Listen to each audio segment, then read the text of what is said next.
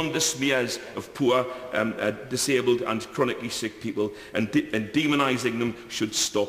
To move to a debate on how do we design a society where all UK citizens are supported and given opportunities to contribute.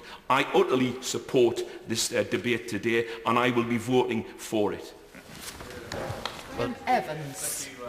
Deputy Speaker, and I'm pleased to have the opportunity to speak in this very important subject, and it's a pleasure to follow the Honourable Member for Gateshead.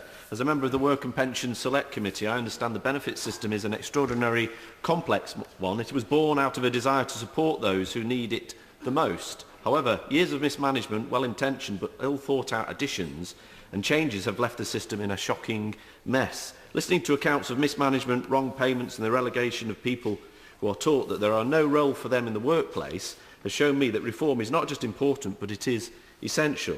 This government's reform offers responsible protection for those who need it the most, while supporting those who can move back to work. Let me first set out that this government is committed to supporting those with disabilities.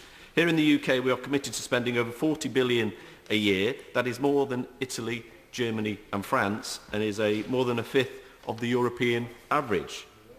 We've taken the strategic view that it is not enough to think of disability as a singular issue. Instead, we have chosen to work across departments to look at transport, employment and social involvement. The opposition enjoy flashing big figures, going for the headline and not filling in the details. So let me give them a few statistics to consider while we look at the rationale. 190 million, the amount that DLA underpaid per year. 10 billion, the amount of DLA lost through fraud and error between 1997 and 2010. £3,000 in a second. £3,000, the amount welfare payment increases between 1997 and 2010 cost the average hard-working family per year. The start figures show that something has gone seriously wrong in our support system. Give way to the Honourable Gentleman. The Honourable Gentleman does, and I note the statistics, but does he recognise that in the UK in 2009 we spent 2.9% of our GDP on disability and sickness, while 9 of our OECD neighbours spend an average of 3.2%. So far from spending more than our OECD partners, we actually spend less. Yeah.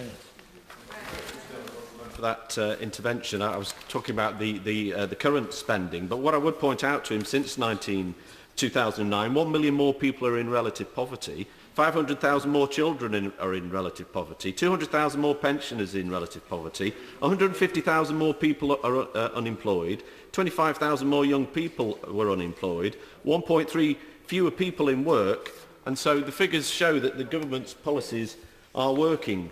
If I can get back to my original point, when 71% of claimants are given indefinite awards with no need for reassessment, then it is no surprise that changes in conditions are not picked up. In fact, a third of people with impairment or long-term health conditions in 1 year report not having it a year later, according to the ONS Office of National Statistics. People's conditions and needs change all the time.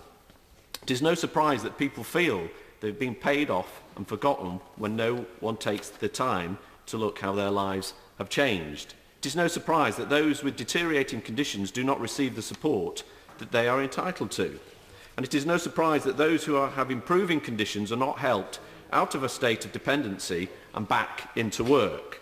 PIP, which has been introduced gradually to ensure that responsible change to protect disabled people, will provide regular assessments. This means that people will receive their funding tailored to their individual changing needs. In actuality, this will result in the proportion of people receiving the highest rate for both components increasing to 20%, and those receiving at least one component at the highest rate will be increasing to 56%.